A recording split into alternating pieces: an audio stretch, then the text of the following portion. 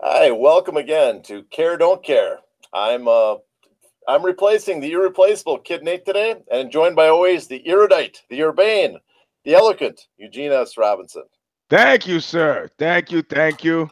And disclaimer: crybabies, bedwetters, greedy bread gobblers, work shy individuals, malingerers, and grumblers. This has less to do with your skills and talents as a fighter and much more to do with the marketing heft and weight that W overlords WME have put behind you. You want to get from the don't care list to the care list is very easy. Fighting exciting fight like Chris Colliard Greens or Paul Felder or Alex Oliveira. Plenty have moved from that don't care list to the care list. You can do it too. Until then, don't take it personal and come crying to us, bedwetters. That was very good. It's almost like you've rehearsed that a lot. You've had a lot of practice. Well, if you're a real genius, you go from one to the other and you see that there are minor variations and upticks and downticks. It changes each time like a true. I feel like Marcel. That's an artist right there. That's an artist. But I got to tell you, it's hard because I did it and I forgot malingers. And man, did I hear about it. Yeah. They should have sent you T-shirts with the word malingerer on it. That had driven the point. And I'm like, I was all impressed myself because I remember bread gobbler. Yeah. It's hard to remember them all, but it's if you try a little bit. And I have to say, you have drawn. Somebody tweeted me words of praise for you. They're like, man, this whole sport is dying, but it's only John's amateur enthusiasm that keeps it alive. Because you and Nate are too fucking jaded. I was like, oh, you're right, and I threw Nate under the bus. I got before that. Everybody thought I was too jaded as well. That I don't put enough care. That I don't care about enough. Well, this guy saw something else in you. He looked down deep and he saw something else. Maybe he felt bad because I live in a cave. Because I have for some reason I cannot get. I have all my lights on in my office, and I don't know why, but my camera. Oh shit! If these are the only lights you have in your office, I'd suggest you probably need a new job, man. Well, first of all, it's an edit base, so it's always dim. But no, I have an overhead light on. I have a back lamp on. I have I got my audio. I even have the window open to the audio booth and the lights on, so we have extra light from there. This is like the Conjuring house, right? It's something that you think the lights are on, you're really sitting in pitch blackness, eating wet cigarettes or something. I don't know. I feel like that Kids in the Hall skit, Evil. I'm all dressed in black. Well, I should do my little. Go ahead. My little warning. My little. I can't remember what the frick it's called. My brains are at 7 a.m. because Nate had to book me early on the West Coast here. But I get a lot of complaints that I don't care about fights enough. And I'm like, the point is that I don't think those guys are bad fighters, like you said. But for me, the fight has got to matter in the division, in the sense that they have got to be to the point where I can see the pathway this victory will lead to a title shot. Mm-hmm. Or there's such names that I'm like, okay, I'm intrigued because I know these guys for so long. Mm. But there's good fighters that I will say I don't care because I can live missing that fight. It's the fights I'm like, God, I really do want to see that fight. So that was my... The play is the thing for you, much like Hamlet. Yes, exactly. I did Shakespeare once, and I sucked at it. So let's go. Okay, we have a card this Saturday, and it's again one of the really deep, strong, with a lot of depth UFC cards. They're producing a lot of quality lately. So we're going down to UFC Belem, Brazil, which is that's fascinating because that's kind of the birthplace of, you could consider it the birthplace of MMA. Because that's where Mitsu Maeda taught the Gracies, or Carlos at least, for the first time. He probably gave him 2 lessons, and someone else did all the other lessons. But still, the legend starts there. Yeah, I guess, man. But I mean, you've seen it, I'm sure, and I think I have it right here, where somebody gave the breakdown of here. I'll just pull it up. The breakdown of the fights and how, it's been out there and how much they've won over the last year. UFC on Fox #2, January 28th, 2012, final rating 4.7 mil. In 2013, 4.22 mil. Okay. Let's go just jump to 2015, 3.049 mil. 2016, 2.685 mil. January 28, 2017, 2.18 mil. If this was your job performance, this would be the quiet part of the meeting when you're boss asks you to kind of You don't evaluate what that understand means. TV, Eugene. See, TV works is that what they're doing is they're giving them a worse and worse product because then they know they'll want to pay more for a better one in the future. Yeah, okay. Okay, I don't know. I'm just saying that. I'm trying to put a positive spin on this. Here's your meal, Mr. Nash. Dog shit. Yeah, we know when you come back, you'll be pretty excited for that filet mignon. You know the entertainment business, Eugene. You know that the sign of a show that's going to get re-signed for a lot of money is dwindling ratings over the years. That's a sign. You do Leonard Part 6, you gotta know Ghost Dad's coming after. You know? Yeah, you keep waiting for Leonard 7 to call, but it doesn't. Yeah, you know what though? I envy you. You worked on Leonard 6. I was at that time. I was working on freaking probably Justine or Emmanuel or Strip to Kill 4 or some crap like that. So I live in envy of you, sir. Oh no, Eugene didn't freeze, did you? This could be a beautiful day, people. We could be spending a lot of time. And well, I got to kill time, so I'll wait for Eugene to get back. I guess for those Oh, you fucked! Look at that. We lost our monetization right there. Hey. Okay, sorry. No dropping the F-bomb on your first comeback. You got to wait. Okay, because we heard that. Okay. I was ready to go into serial killer story to keep everybody entertained. All right. Well, I'm just not going to move at all because anytime I move, something bad happens. So I'm going to keep completely fucking still. That'll be interesting. I won't move then. We'll just sit here. This could be the show. Just us sitting here staring at the cameras. It's like that great scene in Fargo. Total fucking radio silence. I love that, sir. You're not going to talk. Not going to talk. That's right. You're a fountain of conversation here. Anyways. Buscemi, who as soon as he made a little money, thought, man, I should get my teeth fixed. And his kid told him, your teeth made us a lot of money. He goes, hey, you're right. I'll leave teeth alone. Actually, Dennis, he had the same story where Dennis said, I can fix your teeth. And he goes, what? Put me out of work? Yeah, right. That's that makes them. That's you ever know it's a great character actor who becomes a star. No one's handsome. They're always a little weird looking. So Yep. All right, so we got this Saturday, Belem, Brazil, birthplace of MMA, arguably. So we can go, but it's actually one of the major important historical locations for MMA.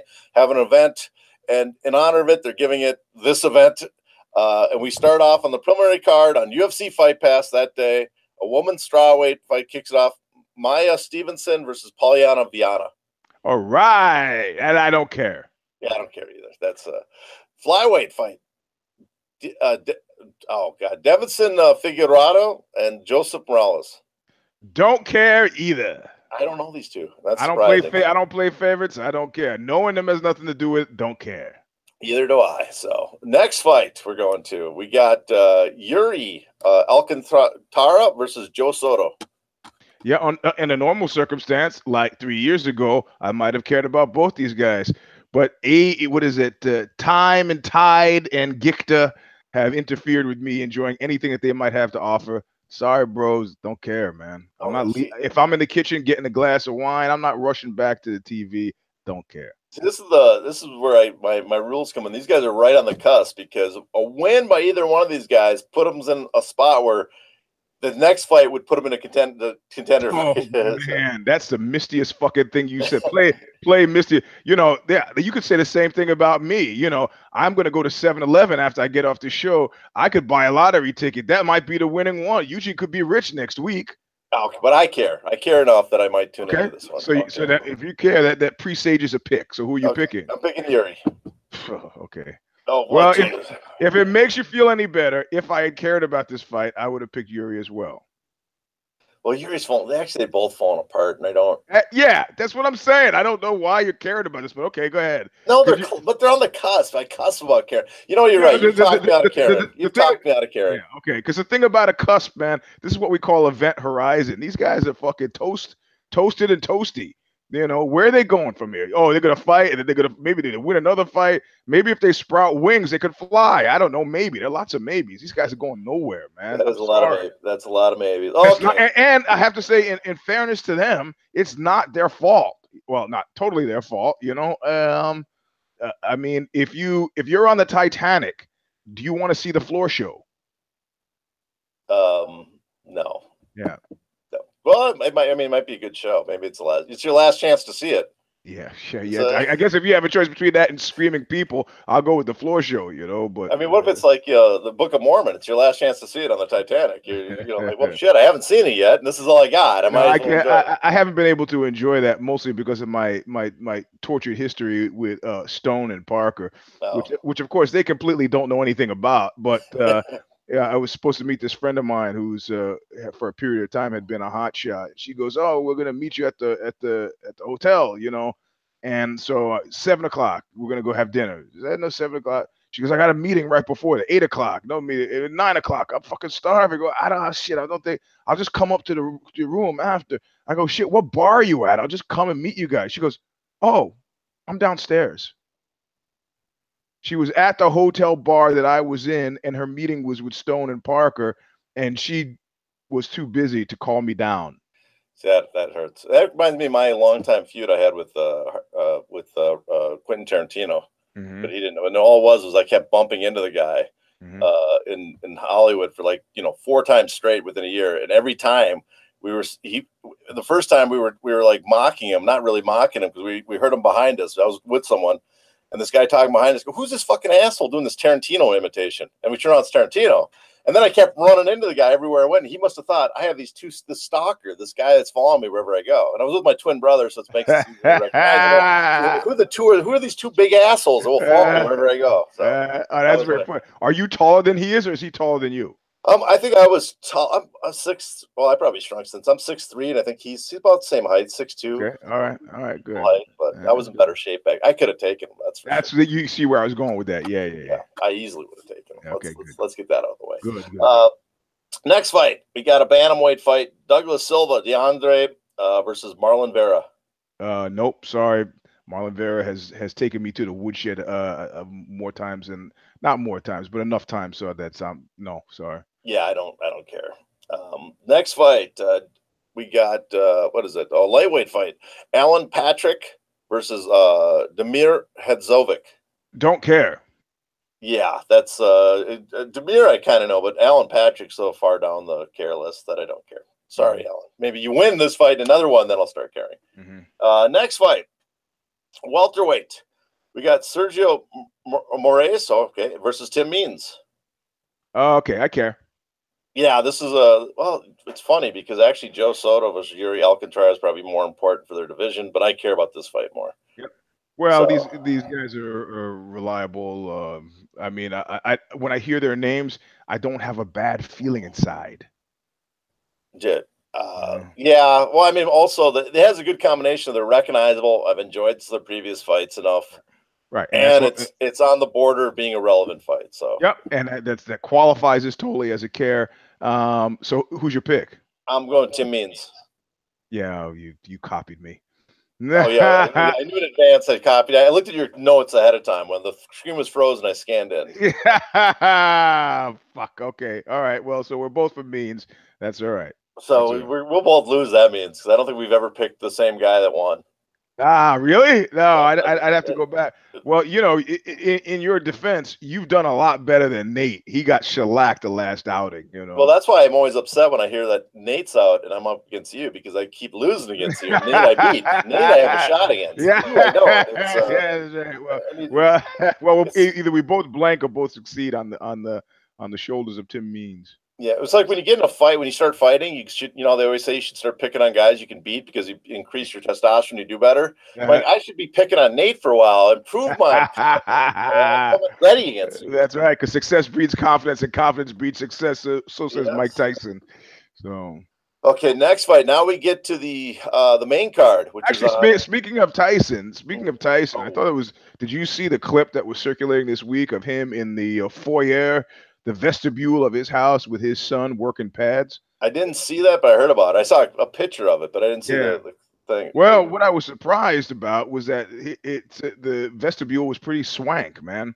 And I was remembering, the prevailing narrative with Mike was that he left owing, was it Showtime? He was 25 mil in the hole, right? So I was like, man, how is he going to pay this? And he's doing, I remember like a paragraph statement in like Forbes. It was like, well, his financial advisors are seeking solutions for a plan to get him out of the hole.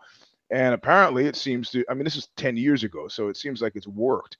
But I'd for sure want to know how he's making his money. Because is it the stand-up comedy? Is it the movie stuff he's done with Spike Lee? Is it the TV shows that I'm sure they don't pay a lot? Or is it, I mean, where's the money coming from? So He had that cartoon. That was a big hit. I don't know if okay. I'm just, who knows? I remember 2009. I wrote some spec scripts. I was going to send them to Strikeforce to see if I could do their marketing. And I had a guy that had just worked with Tyson. I found out how cheap he was, and he was, expensive, but he was still like 50 grand. He probably skyrocketed after that. But I think you could get him for like 50 grand. So I had him a spec script with him where, guys would be watching and be like, Fader, the baddest man on the planet. And then you'd cut to like Tyson saying something like, that's the baddest man or something. I can't remember what I had in the spec script. But basically, that Tyson, you'd be the perfect guy to sell Fader to American audiences. Oh, that's funny. And my better ad was Joe Riggs versus Nate Diaz in a hospital bed.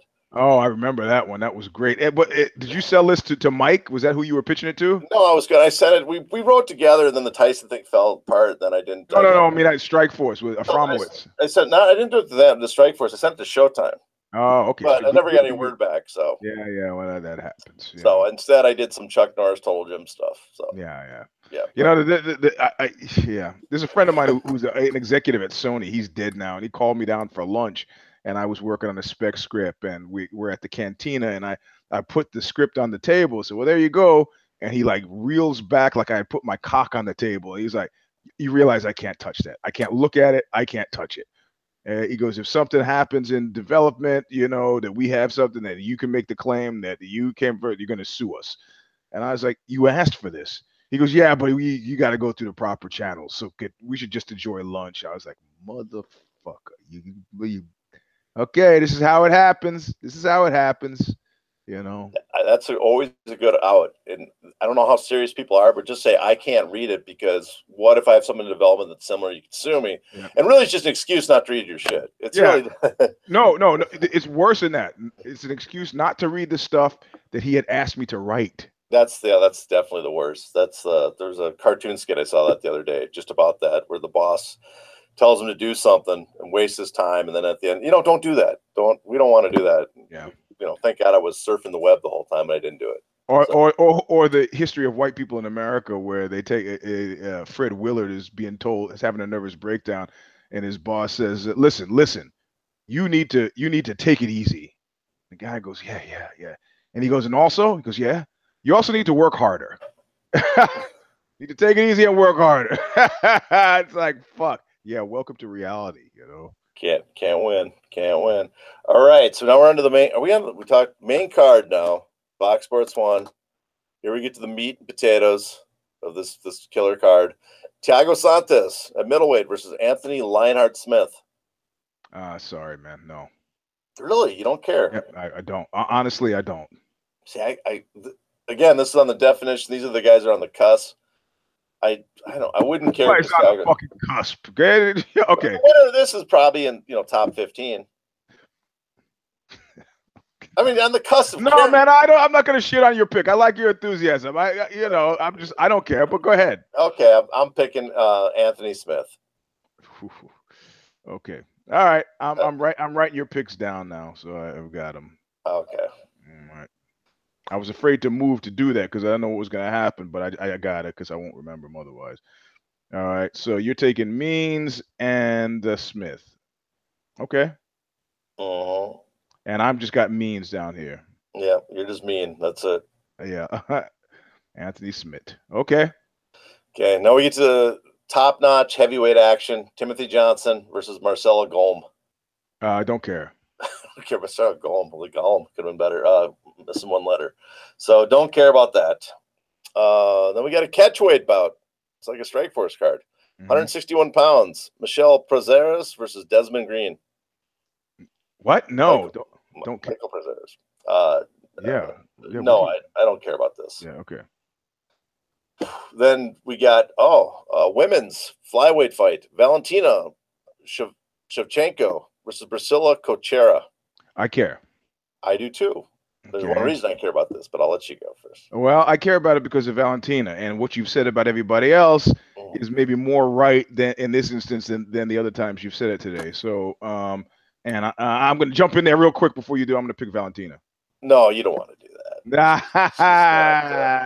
She's going against a girl that's undefeated, or won her 8 straight in a year, undefeated. Yeah. She's, Brazilian at hometown. You really want to pick Valentina? Yeah. God damn it, because I'm picking her. Damn it. This is the biggest mismatch on this. This is the biggest mismatch in the UFC probably in a couple of years. They got to keep Valentina busy. Don't want to ruin her market value. I'm excited to see her fight. I like her. So. All right. Well, next fight, we got another catchweight, 140 pounds. John Dodson versus Pedro Munhoz. Oh, this is gonna hurt, man. This is gonna hurt. But it's like I keep going on dates with Dodson, and I keep expecting the dates to be good. And every time, it's like a buddy of mine went on a date with this woman. He goes, I don't know what he goes, I don't know what happened, man. It was going so well, and he's digging through his pocket, looking through his change and his keys, and he pulls out of his pocket the cocktail napkin from that night. And he looks down, and nervously, he had just been doodling while he talked to her. And for the first time, he looks down at the doodle, and it's actually a huge penis with testicles as sneakered feet. And he goes, oh, fuck. Because he remembered her looking down and just kind of looking at him like, really? And that was the end of the date. Isn't that the scene from Superbad? The kid was just drawing penises. Well, believe me. But it may have been the scene from Superbad, but it was also Salvatore Russo's claim to fame outside of the date that he went on where the woman smashed her head on the table leg underneath and passed out after she stood up in a huff because of something else he said. And then the wait staff had to drag her unconscious body from under a table while he rearranged the crockery that had been smashed all over the place. So I've had worse dates than that. That doesn't sound too bad. Actually. Really? Oh man, you got to dish sometimes because I thought that was fucking pretty terrible. So well. And on the drive home, he still pushed it. He was like, hey, I'm about to get kissed. The kid's in, and she's like, no, I'm so embarrassed. So. Didn't you get a kiss on the ride home? She's embarrassed? Nah, in the front, they sat in the front. He's like trying to still make it work, and she just got out of the car and fled because she was too embarrassed about knocking herself out under the table. Yeah, you should be embarrassed by that. That takes a special talent to knock yourself out. Well, she was drunk. She was nervous too, and so she was drinking like crazy. And he said something innocent like, we should train together, because she said she did Krav Maga. I do Brazilian Jiu-Jitsu. We should train together, And she goes, I think you're competing with me. I don't like that feeling. And she stood up and was wobbling. And as she stood up, the table started to rock, and she grabbed for it, tripped, everything, hit her head on the metal pole, unconscious. You should have hooked her up with Gray Maynard. Yes. Yeah, I imagine she looked a lot like Gray Maynard with that fight against the Diaz boy. If you're gonna be, if you're gonna knock yourself out, that's the guy to. That's the Animation Heaven match. The most interesting part of that fight is when was it Nate, where Nate looks at the ref like, come on, man, I'll keep hitting him until you stop it, but you might want to stop it. I thought that was pretty compelling moment. Pretty classy, but Krav Maga, I used to take that. That was back when it was actually not bad, before it became McDojo type stuff. Yeah. When it first got to LA, it was interesting when it first got to LA because they had Brazilian Jiu-Jitsu guys there. You'd go there, and then you'd train in boxing, Brazilian Jiu-Jitsu, and Muay Thai at the same time. So didn't help me. I got stabbed though. Their knife training was not was up to speed on that. So who stabbed you?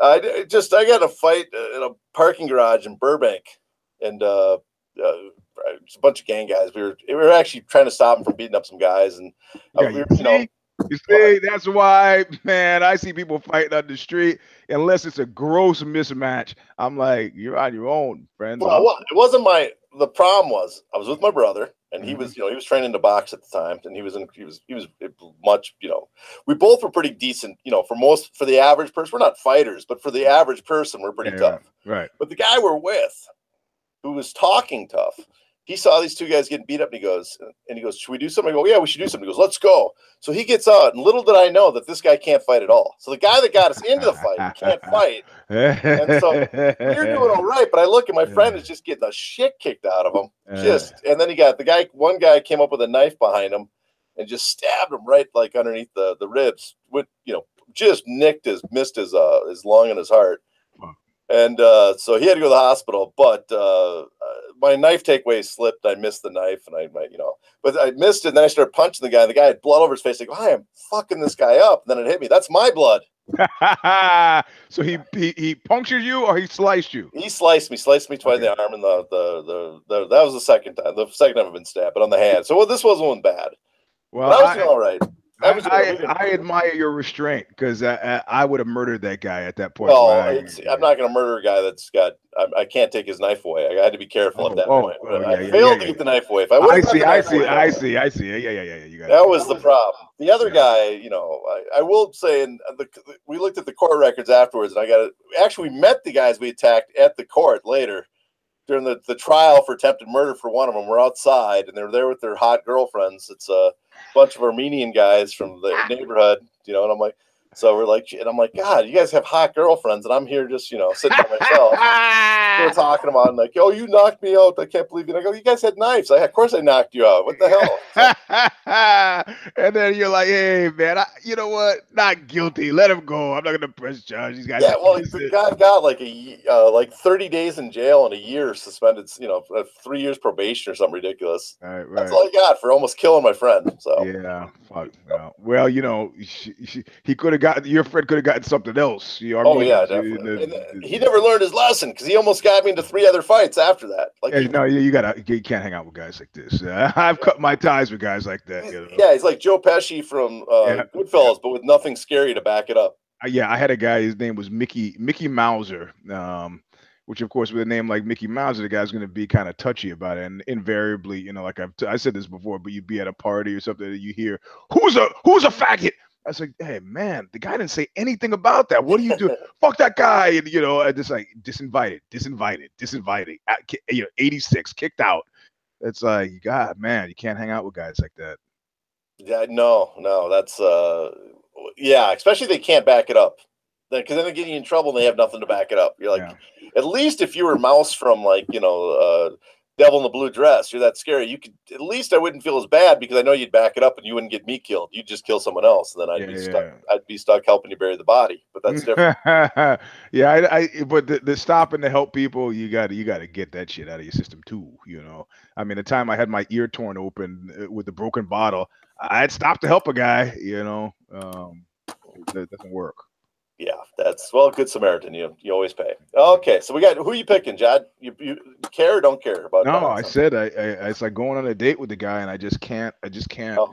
He disappoints me every fucking time, man. There was a point where he hit a really sweet spot, and I thought, he's gonna, and he just didn't. And since then, it's just been catch as catch can. So I'm gonna have to say I don't care. I mean, I care in principle, but I just can't care. If you know what I mean. I get that. You also don't want to make the pick because it's a hard one. I know. Yeah. You're trying to stick me with that. No, because it's not a hard one for me, because I would pick Dodson, and we know how that works with a gict, right? Yeah. Well, I care enough, because this has, as I always say, divisional relevance enough that I have to care. I can understand that completely. Who are you picking? And I think Dodson's kind of fun to watch. So I'm picking Dodson. Even though he's been 50-50 lately fighting. I don't think he's been nearly, Okay. All right. I got you down the list. And then we get to the big main event. Lyoto the Dragon Machida versus Eryk Anders. Oh, man. At middleweight. This has no divisional significance. It doesn't really, no. I guess if Eryk Anders wins, he moves up into somewhat divisional significance, but somewhat. And Lyoto is like, is this the woodpile? No, he's not, because he doesn't think he's a champion. I guess this he doesn't. Italian because he thinks he can still compete. No, I mean dude could just be making a paycheck. I think he knows where he is. He hasn't said anything specifically mystified that I've heard, and I don't even know that this is Event Horizon, because you can see that they'll truck these guys out as long as they're compliant, right? They show up, they do what they're gonna say. There's a brief, hoarse breath of a chance that they might do something significant. Why not keep him around? Cerrone will soon be in that category. A guy that there's got to be another name for them. But I'd say that he's. This is not Event Horizon. Maybe Event Horizon. No, Event Horizon is a really terrible place to be. If he loses this fight, I still see that they're gonna play him. The guy's got movie star looks, got a good story, interesting style. His English is not great, but he's a winner in Brazil.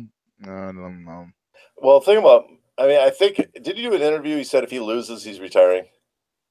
Oh, so yeah. And if you're stepping out of the game at that point, you avoid. That's a way to avoid all classification. You're not Lost Battalion, you're not a Dark Star, you're not Event Horizon. You're done.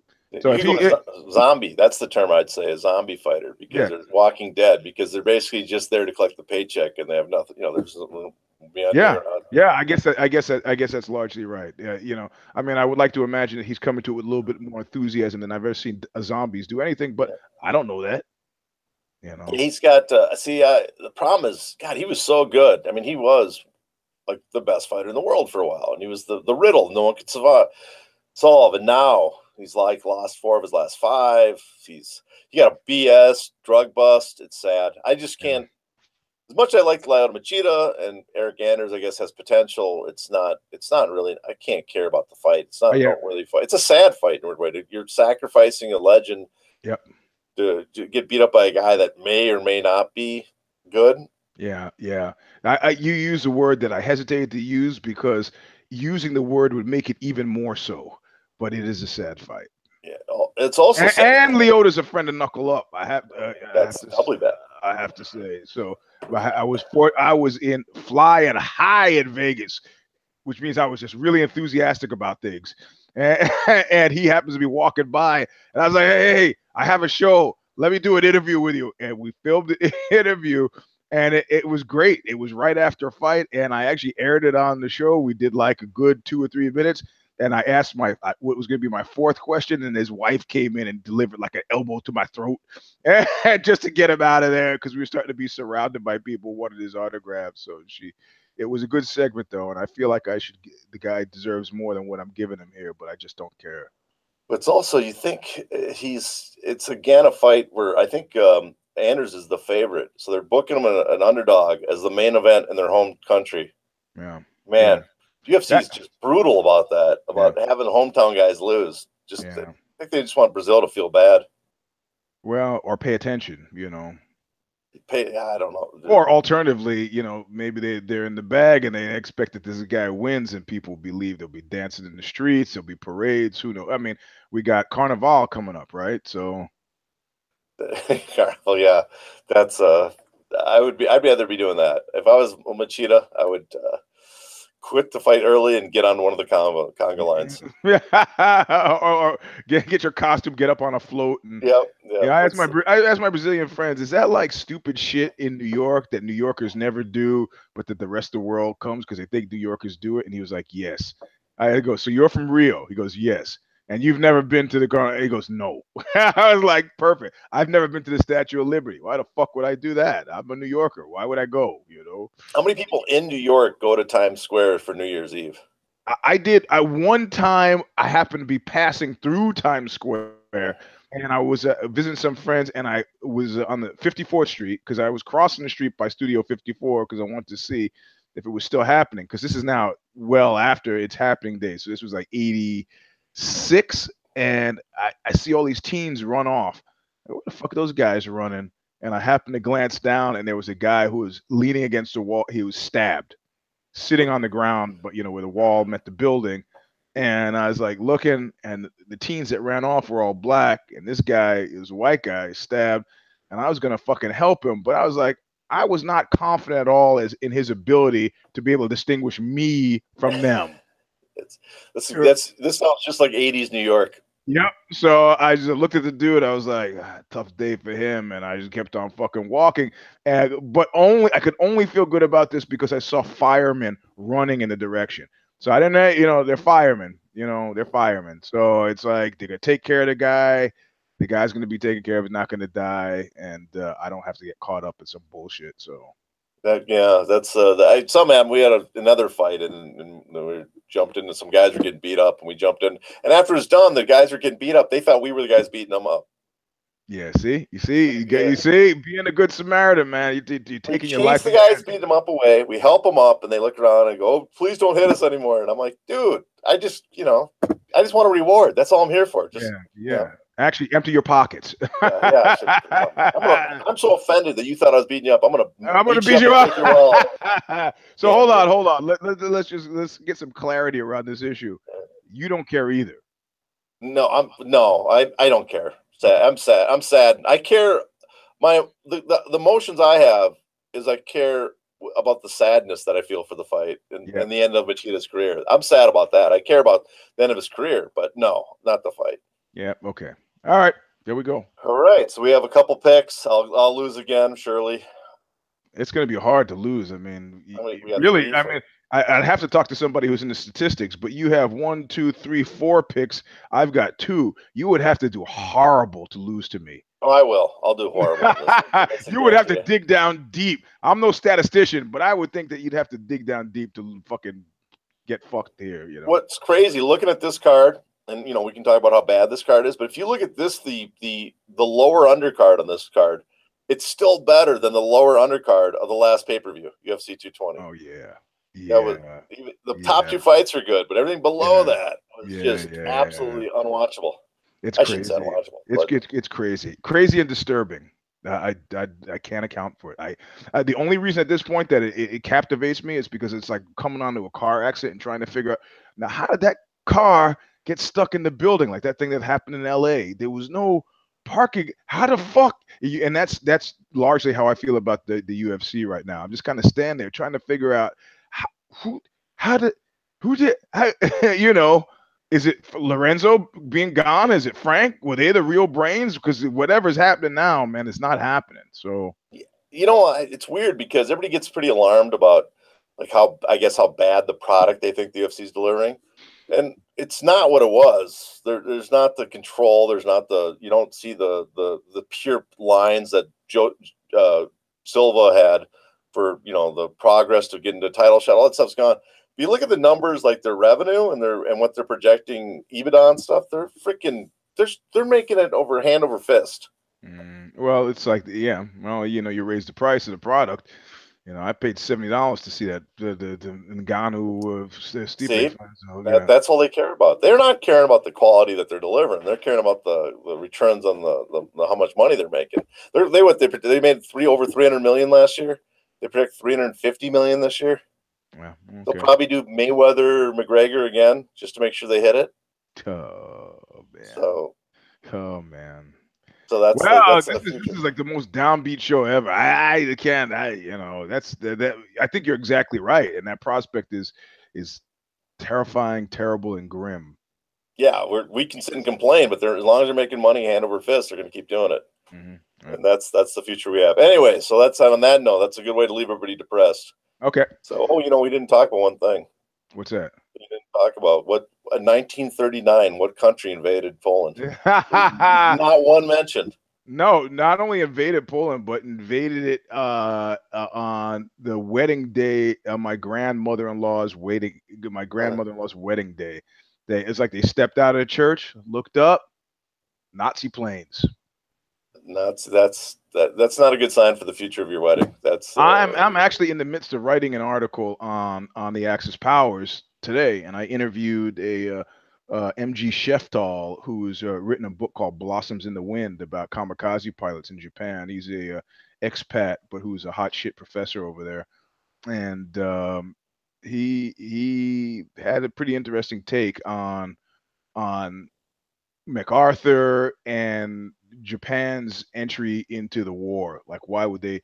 Yeah, it was the oil blockade, but he said, it was this whole kind of machismo thing, and they wanted to show that they were better men than America, and it was something that could have easily, probably, healthily been settled with a street fight, but one of the classic misjudgments in history. They could have teamed with the Germans and moved into India together. Yep. Met somewhere in the Middle East, and yep. Germany could have gone through North Africa, and the Japanese could have gone. Well, they could. Yeah, the Germans could have gone to North Africa, but then they got the bad third leg of that troika fucked it up. Oh yeah. Well, but I'm saying, remember Rommel asked for like 20 divisions, and they only gave him like 6. With 20 divisions, he could have just ran over the British. They could have met the Japanese somewhere in India. The British Empire is out of it. Japan's now got oil. They don't have to worry about America. Russia's surrounded on all sides. It's, Axis. Yep. They didn't do that. We didn't. They didn't listen to us. Yeah. Fortunately, they didn't listen to us. Right. That's the exactly. Right now, we'd be speaking German. Actually, no, we wouldn't be. We're on the West Coast, according to Castle. Man in the High Castle. Yeah, we'd be speaking Japanese in this part of the country. Japanese, Skoshi. That's good. Well, Japanese, they have some. They got They got some interesting words, so we could go with that. That's some good, interesting culture. So I tell you, that friend of mine, Kelly, he's Japanese extraction. He's an American, but he's Japanese, and he was dating a woman who was Chinese, and it was like that scene from Annie Hall where he goes to meet Annie's family, except the Asian version of that. Every time he would open his mouth to say something, the entire Chinese family would stop and look at him until he was quiet, and then go back to talking. They hated him because he was Japanese. I have a friend that's, his dad's Chinese, his mom's Japanese, and their families, their two families don't talk at all. Yeah. I don't even think they talk to them because they can't stand the spouse, who they married. Yep. That's how long back from World War II era. Man, it's big. I've got a friend. She's French Canadian. She's Jewish. She will absolutely not. She's got a bunch of money. She won't buy a German car. Like nothing from Germany. She had no Audi, no Benz, no BMW, nothing. I said nothing from Germany. Absolutely nothing. Won't go to visit. Doesn't want anything from nothing. Won't see German films. Won't play German music. Won't do nothing. Oh, shit. There's Irish people that are still holding a grudge for the famine, 1840 to 1850. So. And my friend Declan, like I said, he goes to London and asks directions, and they hear his accent. Some people were like, just keep going. I don't talk to Irish people. Fuck you. Yeah, people are not forgetting this stuff, man. Oh, well. Anyways, so that's good enough. That's our show. Check out next week. Nate should be back. So if you hate me, just watch next week's instead. Oh, no. We got something sooner. Sunday night, we got Eugene S. Robinson Show Stomper. Yep, Show Stomper. Yep. Not necessarily unlike the old days when it was knuckle up. Not necessarily connected to the fights. It could just be anything. So I think this time I'm going to talk about the FBI report and the fights, the memo. Yes. The memo. Geez, that thing. Well, then we got you got the vivisection. You got the six. I think there's a 6th round this weekend. Vivisection, 6th round retro. You got everything with Robin, Connor Rubish, Zane Simon, everybody's favorite, Eddie Mercado. Well, we bring Patrick Wyman in occasionally, and his freaking PhD he can brag about as much as he wants. Who else? We got as you know, I'm not an envious petty man with other people. No, that's good. Most of the PhDs I know have spent time as prostitutes. So I believe I saw Wyman once in Santa Monica Boulevard. So I just want to say his car had broken down, and he was waiting for a ride. Come on. Yeah, well, Eddie Murphy was busy. I don't know what to tell you. Yeah, just if Wyman's younger and in better shape than me now, so I probably shouldn't talk smack. So if I could run into him, but it's good. Those guys, good shows. Just leave it on the channel, so Nate can collect money off the monetization, and me and Eugene can get a few pennies. Nate's at home. He's like, what money? Huh? Oh yeah, and he goes back to counting. and check out Nate's podcast of what is it? Let it roll. Yeah, let it roll. That's actually pretty interesting. It's the history. I've been suckered into basically the Flying Burrito Brothers and Dusty Springfield lately. The whole connections with the crowd. It's pretty mesmerizing. And 90 also big time 80s Minneapolis punk because of the Super Bowl. I rediscovered my love of 80s. Yeah, that's right. The Super Bowl is happening. I think that's why it's such a shitty card. They don't think people are gonna be paying attention. But I got news for you. I don't give a fuck about the Super Bowl. All right. So what do we have? You have to give 2 thumbs up. Is that the last thing we do before we get out of here? Yeah, right there. That's ding, 1. Ding, ding, There's 2. Ding, ding, all right.